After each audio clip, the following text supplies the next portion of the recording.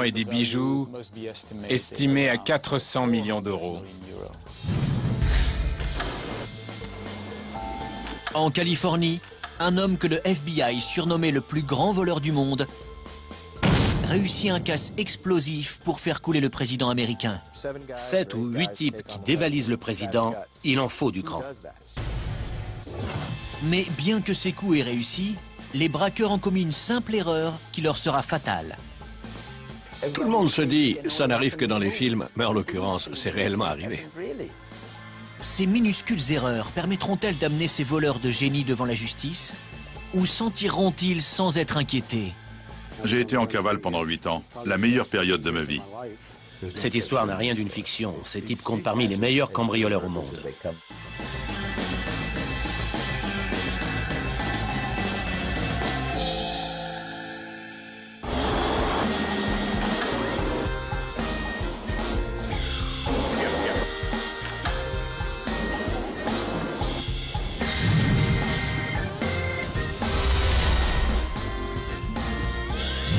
Anvers, capitale mondiale du diamant.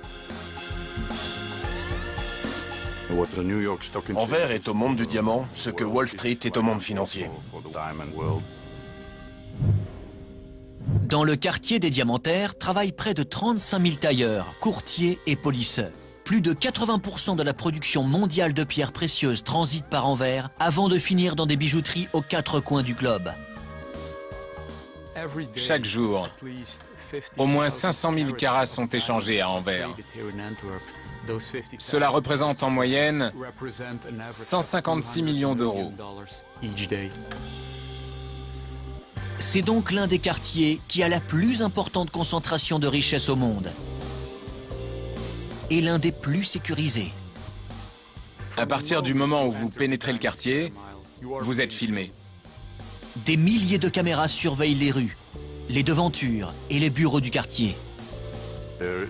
Il y a un commissariat et une cabine de police où 2 personnes surveillent les allées et venues dans ces 3 rues.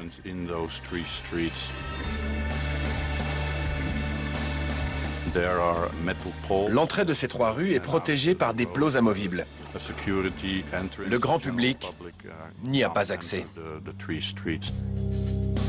Aucun immeuble du quartier n'est mieux gardé que le centre du diamant situé au numéro 911, où sont établis des centaines de négociants. Le dispositif de sécurité qui protège le centre et la salle des coffres est l'un des plus impressionnants au monde. Il y a une alarme sismique, un détecteur de son, de mouvement, de lumière. La porte blindée dispose d'un code et d'une serrure magnétique. Une fois la porte de la salle fermée, tout est sécurisé, puis surveillé par une entreprise localisée à Bruxelles. Il faut rajouter à cela les centaines de caméras de vidéosurveillance réparties stratégiquement dans tout le bâtiment. Un jour ordinaire, le contenu de la chambre forte du centre du diamant est estimé à près de 80 millions d'euros. Un butin que convoiterait n'importe quel voleur de bijoux. Si ce n'est que la salle des coffres est inviolable. Du moins, c'est ce que pensaient les négociants jusqu'à ce qu'une bande de gentlemen cambrioleurs organise le casse de diamants le plus complexe de l'histoire.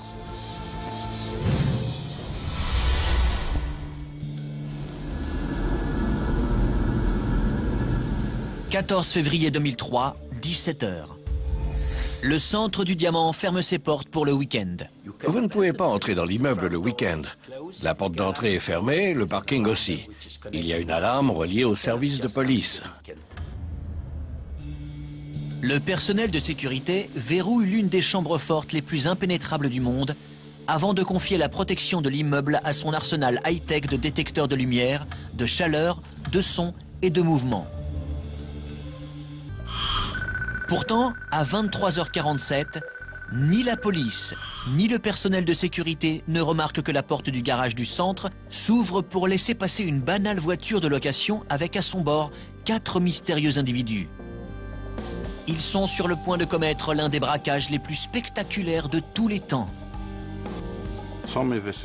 Selon certains enquêteurs, les voleurs auraient copié la fréquence du système électronique qui permet d'ouvrir la porte du parking. Les intrus se dirigent droit vers l'escalier de secours qui mène à l'ascenseur principal. Ils l'empruntent pour descendre au deuxième sous-sol. Ils arrivent dans le couloir qui donne accès à la salle des coffres. Il est surveillé par des douzaines de caméras et protégé par une grille en acier s'ouvrant avec une clé spéciale dont la cachette n'est connue que du personnel de sécurité. Mais, fait surprenant, les voleurs la connaissent aussi. La clé spéciale était dans une petite pièce, à côté du couloir central, dans un petit coffre mural. Les cambrioleurs savent que ce coffre n'est pas relié au système central de sécurité. Ils le forcent, prennent la clé et ouvrent la grille. Minuit 45, ils sont maintenant devant la chambre forte. La porte de la salle des coffres est protégée par une serrure magnétique avec 6 peines de fermeture et un digicode. Selon les responsables du centre du diamant, seul le personnel de sécurité connaît le code d'accès et la combinaison. Pourtant, les voleurs les connaissent aussi. Il y a 100 millions de combinaisons possibles. Vous n'avez absolument aucune chance de deviner le code par hasard. À 1 heure, les cambrioleurs pénètrent dans la chambre forte. Dans l'obscurité presque complète et sans tenir compte des caméras qui enregistrent chacun de leurs pas, ils commencent à mettre hors service les détecteurs de mouvement, de lumière, de chaleur et les alarmes sismiques. Certaines méthodes étaient très simples, comme vaporiser du gel sur les capteurs pour qu'ils arrêtent de fonctionner. D'autres étaient moins évidentes. Comme leur solution pour forcer les coffres, par exemple. Chaque coffre est équipé d'un détecteur sismique enregistrant la moindre vibration, mais les voleurs disposent d'un outil unique et ingénieux spécialement conçu pour le déjouer.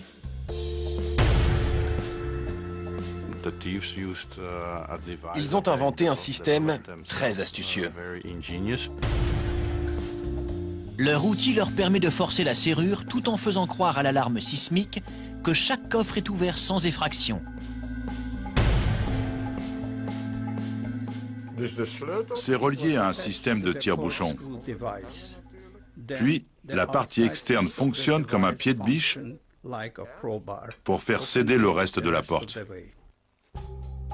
En utilisant cet outil unique en son genre, entre 1h40 et 5h du matin, les voleurs parviennent à ouvrir 109 coffres, soit un coffre toutes les 2 minutes. Les coffres étaient remplis de lingots d'or, de centaines de bijoux, d'argent liquide.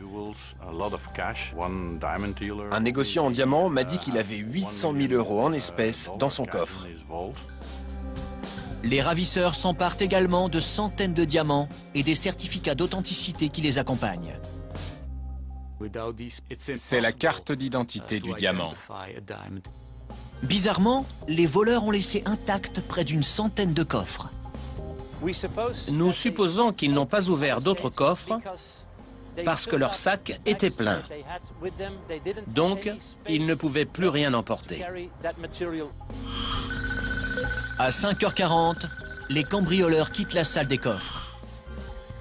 Après un passage éclair au poste de sécurité à l'entrée, ils ressortent par le même chemin qu'ils ont pris plus tôt.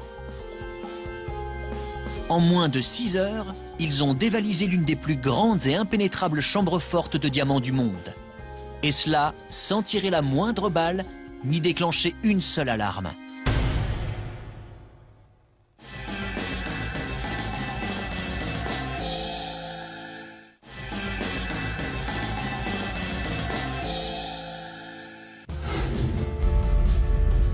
Nous sommes en 2003. C'est le week-end de la Saint-Valentin. Un groupe de voleurs s'est introduit dans le centre du diamant à Anvers, jusqu'alors réputé inviolable, et s'est enfui avec un butin composé d'argent et de diamants d'une valeur estimée à plus de 400 millions d'euros. C'est le plus gros casse de diamants de l'histoire. 48 heures se sont écoulées depuis le cambriolage et personne ne se doute des agissements qui ont eu lieu dans la salle des coffres. Vers 8 heures du matin, le personnel de sécurité entre dans la chambre forte pour un banal contrôle de routine. Mais ce qu'il va voir est tout sauf banal.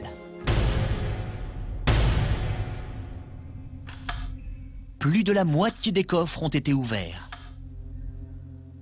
C'était un chantier. Sur 190 coffres, 109 étaient ouverts.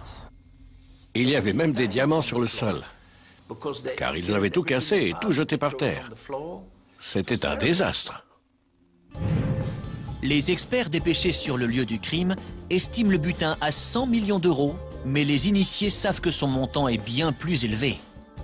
Diamants, bijoux, montres, actions, etc. Leur valeur doit être estimée autour de 400 millions d'euros. Soit 4 fois le montant officiel. Les bijoux qui se transmettent de génération en génération ont une grande valeur sentimentale. Et qu'importe le montant remboursé par l'assurance, ils sont irremplaçables. Cet endroit était considéré comme une forteresse. Les gens n'arrivaient pas à croire qu'il avait été pénétré. C'était un vrai drame. Les enquêteurs sont notamment impressionnés par le fait que les voleurs n'ont pas eu recours à la violence. Ils n'ont rien fait exploser, ils n'ont pas utilisé la violence. Je suis assez impressionné par leur manière d'agir. Les hommes qui ont commis ces délits devaient être très expérimentés. Mais qu'en est-il des caméras de surveillance qui enregistrent les allées et venues à l'intérieur et autour du bâtiment 24 heures sur 24? Quand les autorités vont récupérer les cassettes, elles ont disparu. En quittant le bâtiment, ils sont allés au poste central de commande situé à l'entrée et ont emporté toutes les cassettes de surveillance. Pas uniquement les vidéos de la salle des coffres, mais aussi celles enregistrées par toutes les caméras à l'intérieur et autour du bâtiment, dans les rues, dans le quartier. En s'emparant des vidéos dans la salle de surveillance non gardée, les voleurs ont mis le doigt sur une faille du système de sécurité. L'équipe de surveillance située à Bruxelles ne regarde les images que lorsque l'alarme l'avertit d'un problème. Les alarmes ayant été désactivées, aucun indice visuel ou physique ne permet d'identifier les coupables. Le crime aurait pu aussi bien avoir été commis par des fantômes. Je fabrique des chambres fortes depuis 40 ans. C'était pas à moi de m'occuper du système d'alarme et de l'électronique. Les voleurs ont trouvé le point faible. Le problème ne venait pas des coffres, mais du système de surveillance. Tout le monde se dit, ça n'arrive que dans les films, mais en l'occurrence, c'est réellement arrivé. Le gang a réalisé un des crimes les plus parfaits de l'histoire. Tout de suite, les enquêteurs et les victimes milliardaires penchent pour le coup monté de l'intérieur. L'enquête s'est portée sur les employés de la sécurité. Une personne travaillant dans l'immeuble aurait pu révéler des informations confidentielles qui auraient permis le casse. Mais les employés ont tous des alibis en béton. Puis, les enquêteurs s'intéressent aux 81 personnes dont les coffres-forts n'ont pas été forcés. Eux aussi sont rapidement innocentés. Toutefois, un nom se détache au cours de l'enquête. Celui d'un diamantaire italien, Leonardo Notarbartolo. En fouillant dans son dossier, la police découvre qu'il n'a ni acheté ni vendu un seul diamant depuis son arrivée à Anvers 2 ans auparavant. Au début de l'année 2001, Leonardo Notarbartolo quitte Turin pour s'installer à Anvers sur la Charlotte Alley au numéro 33. Son appartement était situé tout près du quartier des Diamantaires. Le prétendu bijoutier, qui est beau parleur, se fait rapidement des amis parmi les négociants et finit par ouvrir un bureau dans le centre du diamant. C'était un homme très charmant, avec une personnalité très agréable. Il connaissait probablement un peu les diamants, et certainement les bijoux. Mais pourquoi ouvrir un bureau au centre du diamant pour ne finalement pas faire d'affaires? Le mystérieux Turinois était-il vraiment un voleur professionnel? Jeudi 20 février, 4 jours après la découverte du casse. C'est l'après-midi. Gust van Kamp, un agriculteur de 60 ans, est en train d'arpenter son terrain dans la périphérie d'Anvers lorsqu'il fait une découverte bizarre qui se révélera être l'erreur fatale d'un crime jusque-là parfait. Je marchais par ici et j'ai vu des sacs poubelles. J'ai ouvert le sac et trouvé des diamants dans des petites boîtes. En continuant à fouiller, j'ai trouvé de l'argent, des actions, des titres. Il découvre également les certificats d'authenticité délivrés par le Centre du Diamant et les cassettes vidéo détruites. Il appelle la police qui se rend sur les lieux en moins d'1 heure. La poignée de diamants accompagnée de leurs certificats établit clairement le lien entre les sacs poubelles et le casse d'envers, mais ne constitue qu'une infime partie du butin. Les enquêteurs s'intéressent davantage aux autres objets trouvés dans les sacs poubelles, quelques restes de nourriture et une bouteille de vin vide. Cela sortait un peu du commun, car la plupart de la nourriture était italienne. C'était du fromage italien, du vin italien. La police trouve également un ticket de caisse indiquant que les produits ont été achetés non loin de chez Leonardo Notarbartolo. Le ticket mentionnait la date et l'heure de l'achat. Nous avons pu aller au magasin et voir les images des caméras de surveillance qui filmaient les entrées et les sorties des gens. Les enquêteurs sont quasi persuadés qu'ils verront Leonardo Notarbartolo sur les images. Mais ce sont 2 autres hommes qui font les achats à l'heure indiquée sur le ticket. L'un d'eux est un Italien du nom de Fernando Finotto. C'est lui qui a payé.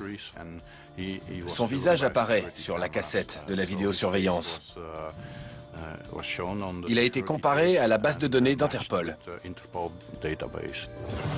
L'autre homme qui apparaît sur la vidéo s'appelle Pietro Tavano, lui aussi italien. Mais lui et Fernando Finotto ne sont pas bijoutiers. Tous deux sont de célèbres voleurs qui seraient liés à une organisation criminelle mystérieuse, l'école de Turin. L'école de Turin, les rois des voleurs. Des gentlemen cambrioleurs rusés avec un code d'honneur. Très doués pour les effractions. Ils commettaient beaucoup de leurs crimes juste pour le plaisir. C'est un peu comme dans Ocean's 11. On se réunit, on s'amuse et on monte un gros casse spectaculaire. Le vendredi 21 février, les enquêteurs fouillent l'appartement de Leonardo Notarbartolo, situé au 33 Charlotte Alley. Dans son appartement, on a retrouvé sur un des tapis des diamants similaires à ceux trouvés dans les sacs poubelles jetés dans les bois. Ces diamants provenaient du casse sur lequel on enquêtait. En plus des diamants, les enquêteurs trouvent des restes de nourriture italienne similaires à celles retrouvées dans les sacs poubelles sur les terres de Goes Van Camp. Ils l'envoient à un laboratoire médico-légal pour des analyses d'ADN. Nous avons recueilli l'ADN sur les restes de nourriture et de boissons trouvés dans l'appartement et aussi sur l'équipement qu'ils ont utilisé dans la salle des coffres. Il y avait 7 ADN différents. Sur les 7 personnes, 4 ont été identifiés. Les 4 hommes identifiés sont Pietro Tavano, Fernando Finotto, Leonardo Notarbartolo et un pirate informatique et spécialiste des coffres-forts du nom d'Elio Donorio. La police est sûre d'avoir trouvé les coupables. Si je n'avais pas vu ce sac poubelle avec la bouteille de vin, le crime aurait été parfait. Vous vous rendez compte ?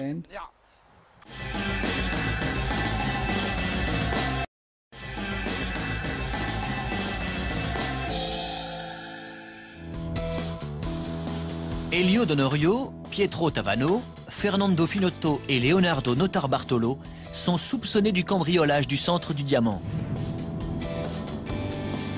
Mais ils ont quitté la Belgique et personne ne sait où se trouve le butin de 400 millions d'euros. Tandis que les autorités se lancent à la recherche des suspects et des diamants volés, elles avancent une hypothèse pour expliquer comment l'école de Turin a réussi à réaliser l'un des casses les plus compliqués de l'histoire. Selon la police, le plan a été mis en marche en février 2001, le jour où Leonardo Notarbartolo vient louer un bureau dans l'immeuble du Centre du Diamant. C'est à ce moment qu'ils ont commencé à préparer leur cambriolage. Il avait un caméscope dans son sac pour pouvoir filmer la salle des coffres et planifier parfaitement leur opération. Ils filment tout. Les grilles, les serrures, les caméras de surveillance, le parking, la salle des coffres. La police croit qu'il a même réussi à filmer un employé du centre, faire la combinaison et entrer le code d'accès à la chambre forte. Il réussit même à obtenir une copie des plans de l'immeuble en amadouant la direction.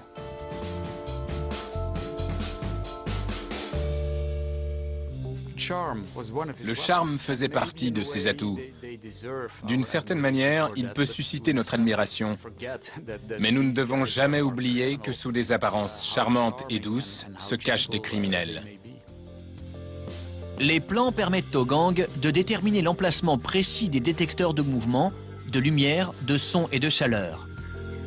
Ils leur indiquent également comment accéder à la salle de surveillance, l'étape finale de leur opération.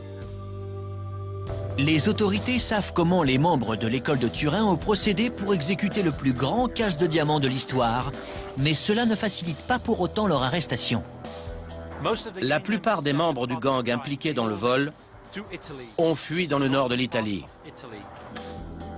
Ils perdent la trace des diamants et du gang, à l'exception de Leonardo Notarbartolo. S'efforçant de maintenir les apparences de l'innocence, il retourne à Anvers 4 jours plus tard pour rendre la voiture avec laquelle ils se sont enfuis. Le Turinois commet là sa plus grande erreur. Il devait rendre une voiture de location. C'est comme ça qu'il a été appréhendé.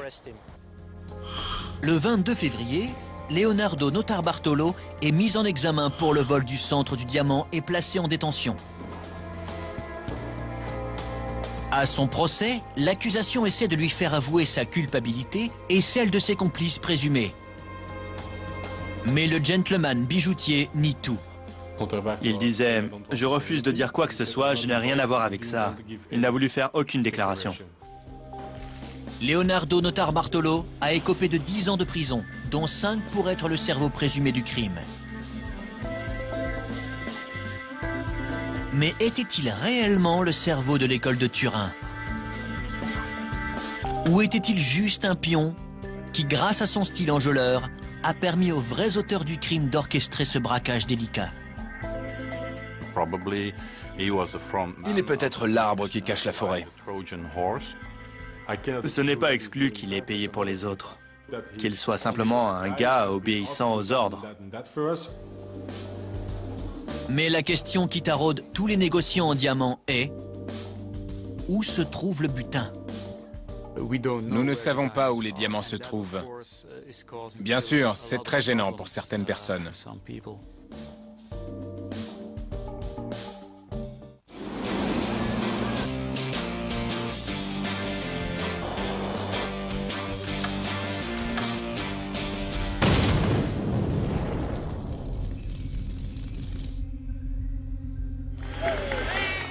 Décembre 1971. Le président Richard Nixon lance sa campagne électorale en collectant un fonds d'un montant sans précédent. We're going to run all out because we have to win and we're going to stock it to them from now throughout the campaign. Le QG de cette collecte de fonds frénétique se trouve dans la Maison-Blanche de l'Ouest, le domaine privé du président situé à Laguna Niguel, en Californie. Laguna Niguel était une ville balnéaire avec des résidences haut de gamme. La demeure présidentielle était en quelque sorte le Taj Mahal de la ville. Selon les rumeurs, le fonds de campagne de Richard Nixon s'élèverait en mars 1972 à déjà plus de 30 millions de dollars, dont une grande partie aurait été obtenue par des manœuvres politiques douteuses. Réparties dans plusieurs banques du comté d'Orange, le plus gros de l'argent présidentiel reposerait dans la chambre forte de la United California Bank, située il y a 35 ans à l'emplacement actuel du centre commercial de Monarch Bay Plaza. Une telle somme finit par attirer l'attention d'un légendaire braqueur de banque, Amil Dinzio. Amil Dinzio a grandi dans les rues malfamées de Youngstown, dans l'Ohio. Il est à la tête d'un réseau de truands appelé Boardmen of Erie. Ce n'étaient pas des voleurs de base, mais de vrais génies. Des banques, de Cleveland jusqu'aux Keys de Floride, ont déjà fait les frais de leur cambriolage spectaculaire. Ils avaient amassé environ 30 millions de dollars en une vingtaine de braquages. Pour le FBI, cela fait d'eux les voleurs de banque les plus actifs du monde. Ils pouvaient s'attaquer à n'importe quelle banque. Aucune ne pouvait leur résister. Le bras droit d'Amil Dinzio est son neveu, Harry Barber, à qui il a tout appris sur le cambriolage de banque. C'est probablement l'une des personnes les plus intelligentes que j'ai rencontrées dans ma vie. Ça fonctionnait comme une entreprise. Nous avions un programme pour tel ou tel jour. Personne ne posait jamais de questions. C'est Amil qui dirigeait. Mais Amil Dinzio n'est pas juste un génie du crime. C'était un agitateur politique radical opposé au gouvernement. Et notamment à la guerre du Vietnam. L'autre neveu d'Amil Dinzio, Ronnie, le frère d'Harry, est rentré du Vietnam, victime de l'agent orange. Ces hommes étaient des voleurs, mais ils étaient avant tout américains. Et ils étaient affectés par ce qui se passait en 1972. Et pour Amil Dinzio, Richard Nixon est largement responsable du traumatisme post-guerre de Ronnie. Alors le fonds de campagne gardé dans la chambre forte de la United California Bank attire tout naturellement sa convoitise. En plus de l'argent, il y avait probablement des documents tout aussi importants. Des lettres, des informations confidentielles. Et ils se sont dit que tout ce que contenait le coffre de Nixon serait d'une grande valeur. C'était à l'époque le meilleur gang des États-Unis. 7 types de l'Ohio qui décident de voler le président des États-Unis, il en faut du cran. Qui oserait? L'équipe de choc d'Amil Dinzio est constituée de Charlie Breckle, spécialiste des alarmes, de Phil Christopher, l'homme fort. Charlie Mulligan est chargé de se procurer le matériel comme les armes, les voitures. Le frère d'Amil Dinzio, James, est un expert en explosifs. Son neveu, Ronnie Barber, fait le guet. Et Harry Barber est le touche-à-tout de la bande. La crème de la crème. Pour des opérations aussi délicates, il fallait des pros, pas des voleurs du dimanche. Amil Dinzio est tellement sûr de la réussite de leur coup qu'il achète les billets d'avion pour Los Angeles en utilisant leur vrai nom. Ils voyagent à la vue de tous et atterrissent à l'aéroport de Los Angeles le 15 mars 1972. Ils ont pris un taxi jusqu'à Southgate et ont versé un pourboire de 100 $ au chauffeur. Le taxi les conduit chez la mère de Ronnie et Harry. Ils sont restés 2 ou 3 jours. Après un peu de repos, le clan des 7 établit le centre des opérations dans un appartement loué dans la résidence West 9. Leur appartement était situé à 1,5 km de la banque. Ils pouvaient y aller à pied en traversant ce parcours de golf. On faisait le chemin tous les jours. Tout le monde nous prenait pour de simples promeneurs. Les repérages révèlent que l'extérieur de la banque est protégé par une alarme Diebold. Celle-ci sonne à la moindre vibration sur la structure de l'immeuble. Amil Dinzio et ses complices l'appellent le gueulard. Vous devez trouver ce qui marche et ce qui ne marche pas. Comment contourner l'alarme? Les gens croient qu'il est devenu cambrioleur en claquant des doigts. Non, il a d'abord passé beaucoup de temps à apprendre. Amil Dinzio conclut qu'il n'y a qu'un seul moyen de désactiver le gueulard. Le polystyrène liquide, un produit qui va durcir sur l'alarme. Ils avaient prévu d'injecter du polystyrène liquide à prise rapide sur l'alarme pour que quand elle se déclenche, le gong n'ait le temps de retentir qu'une seule fois avant d'être gelé et bloqué par la mousse. Mais une fois le gueulard passé, il faut encore accéder au coffre reposant dans une chambre forte en acier, protégé par des murs renforcés et un toit en béton épais. En matière de renforcement de la porte et des murs de la chambre forte, c'était ce qui se faisait de mieux pour empêcher les effractions. Mais Amil Dinzio n'est pas un voleur comme les autres. Le 16 mars, il remet à son équipe des outils dont ils auront besoin pour le braquage. Armes, matériel électronique, talkie-walkie, polystyrène liquide, des outils. Masques, bombes lacrymo, perforateurs. ainsi que des bouteilles d'acétylène, des chalumeaux, un scanner radio pour capter la police, une vingtaine de sacs de sable et 16 bâtons de dynamite. Pour transporter leur matériel jusqu'à la banque et repartir avec le butin, le gang fait l'acquisition d'une berline d'un modèle courant. Sur la côte Est, ils ont acheté une voiture qu'ils appelaient leur véhicule de travail et qui ne permettait pas de remonter jusqu'à eux. Ils ont approfondi le coffre, enlevé sa partie supérieure. Nous avons mis toutes nos affaires dans le coffre, puis nous avons fabriqué une tablette pour le recouvrir, pour qu'il ressemble à un coffre normal. Ils cachent leur matériel dans le coffre et planquent la voiture de travail chez Earl Dawson, un vétéran du Vietnam et ami de Charlie Mulligan. 17 mars, c'est le jour de la Saint-Patrick. C'est le grand jour. À 17 h, la United California Bank ferme ses portes pour le week-end. Peu après le coucher du soleil, Charlie Mulligan se rend à la banque avec la voiture de travail et cache les outils électriques et les masses dans des buissons derrière le bâtiment. Peu avant minuit, le gang traverse le terrain de golf en direction de la banque. C'est difficile à décrire. Les gens s'extasient pour plein de trucs différents. C'était vraiment l'euphorie. Mais son euphorie est de courte durée. Il y a déjà un problème. On avait mis des affaires dans les buissons et quand on est revenu, elles avaient disparu. 2 adolescents qui se promenaient ont trouvé les outils et ont appelé le shérif. Il leur a confisqué les outils pour les mettre dans un coffre de pièces à conviction. Heureusement pour les cambrioleurs, la police ne cherche pas plus loin. Vendredi 24 mars, Cass Nixon, deuxième prise.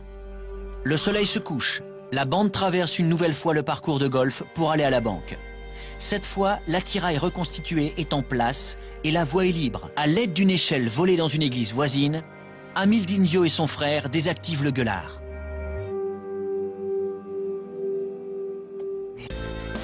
Après plusieurs heures de tranquillité, les voleurs ont percé un énorme trou dans le toit de la banque. Ils doivent maintenant pénétrer dans la chambre forte en béton et en acier renforcé. Ils entrent par le toit de la banque et atterrissent sur le toit de la chambre forte.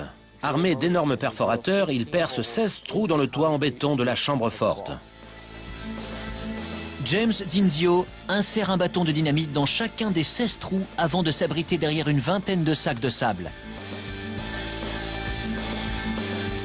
Les autres attendent dehors qu'il déclenche le détonateur.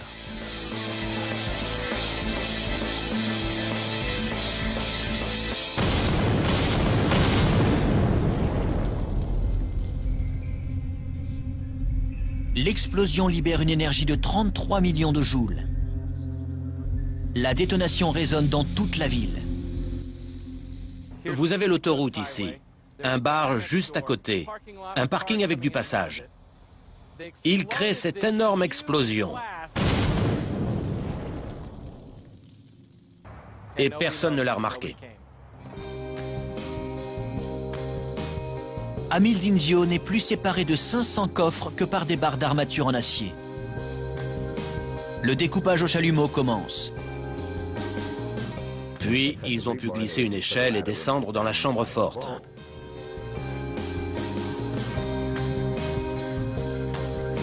À l'aide d'un outil fait maison, ils ouvrent les coffres. Ignorant lesquels appartiennent à Nixon, ils n'ont pas d'autre choix que de les ouvrir tous. Si vous aviez en face de vous 500 coffres, par lequel commenceriez-vous? Ils ne savaient pas lequel appartenait à Richard Nixon. Donc ils les ont ouverts l'un après l'autre. Au matin, ils ont ouvert environ 200 coffres sans toutefois mettre la main sur les 30 millions de Richard Nixon. Mais ils n'abandonnent pas la partie. À la fin de la première nuit de travail, ils sont ressortis de la banque. Ils ont regoudronné la partie du toit qu'ils avaient percée pour la remettre en place. Leur idée la plus brillante a été d'insérer un miroir au bord du trou et de le diriger vers leur résidence. Si le miroir bougeait, Amil Dinzio saurait que le trou avait été découvert et qu'il ne devrait pas y retourner. Samedi soir, Amil Dinzio et ses complices retournent dans la chambre forte et ouvrent 150 autres coffres. ils remplissent plusieurs sacs marins d'objets de valeur. Ils n'ont toujours pas trouvé les 30 millions. Lundi, 6 heures du matin. Ils ont forcé 458 des coffres et rempli plus d'une douzaine de sacs avec de l'argent, des bijoux et des titres. Mais rien de tout cela n'appartient au président Nixon. On espérait à chaque fois, le prochain coffre est le bon. Le prochain coffre est le bon. Enfin bref, on n'a jamais trouvé le bon coffre. Avant de s'éclipser pour la dernière fois par le toit, ils trafiquent la porte de la chambre forte pour avoir ainsi plus de temps pour s'enfuir. Ils voulaient leur compliquer le travail. Ils ont percé un trou dans la serrure pour que ce soit impossible d'ouvrir la porte normalement.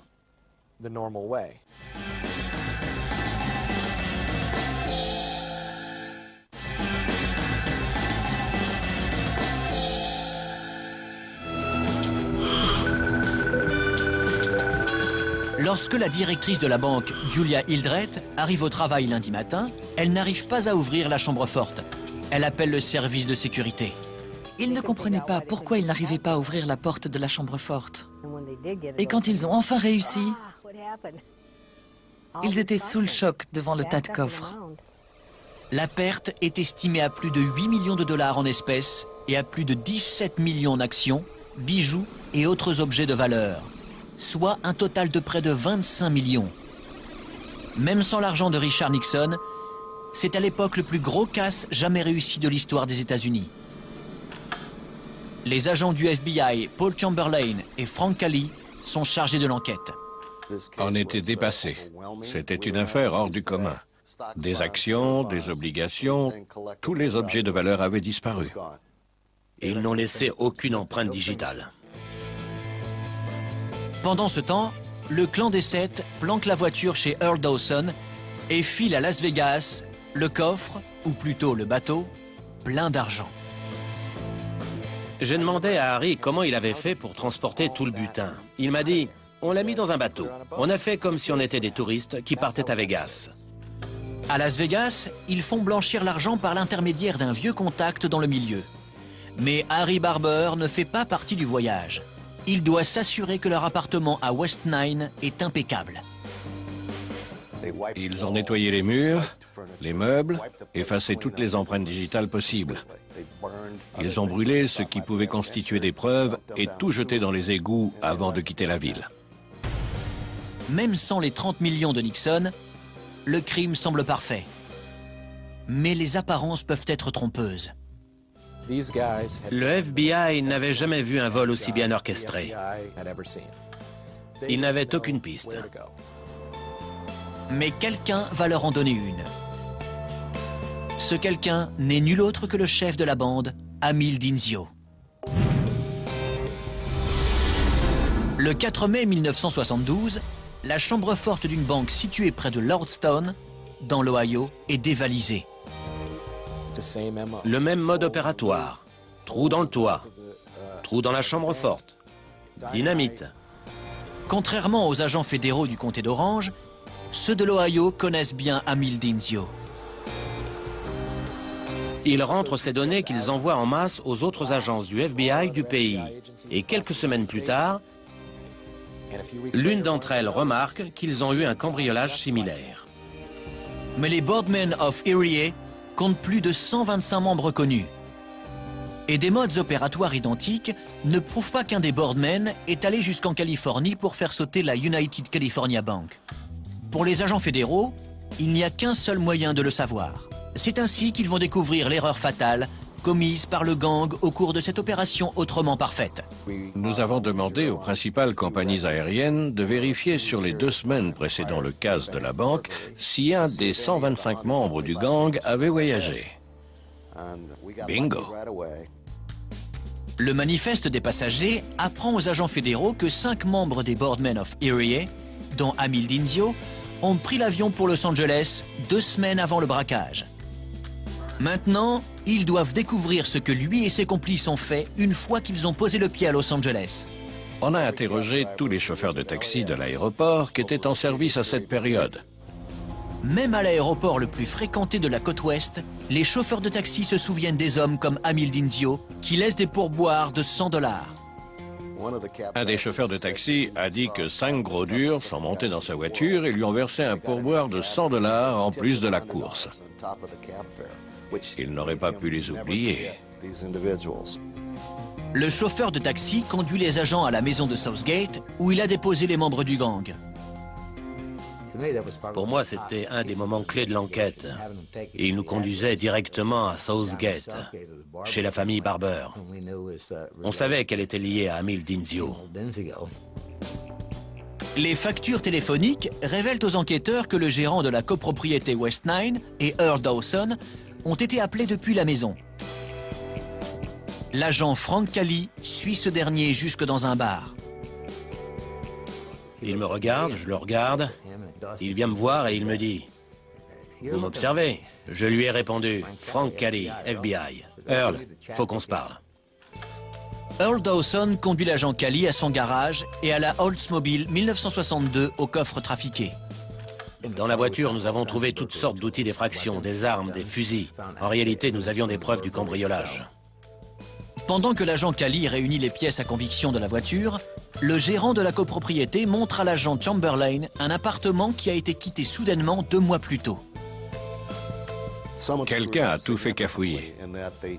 Ils ont oublié de mettre en marche le lave-vaisselle. Tous les voleurs ont été identifiés grâce aux empreintes digitales recueillies sur les assiettes qui n'ont jamais été lavées. En moins de 3 semaines, 6 membres de la bande sont arrêtés, Amil Dinzio y compris.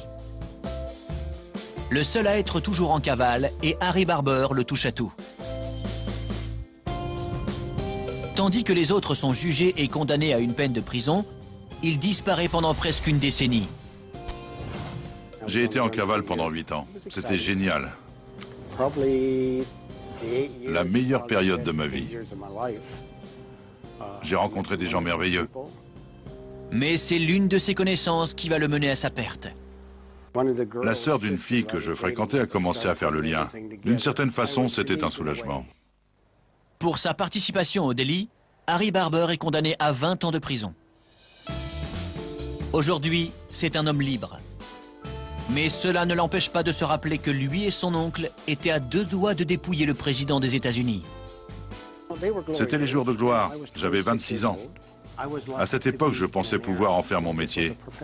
J'ai travaillé dans le secteur bancaire, mais j'ai jamais rien déposé dans une banque. Et qu'en est-il de l'argent de la campagne de Nixon convoité par le clan des 7? Il était en fait détenu dans une banque du comté d'Orange, mais pas dans la United California Bank de Laguna Niguel. L'argent de Richard Nixon n'était pas dans notre banque. Non, il devait être à San Clemente, à une douzaine de kilomètres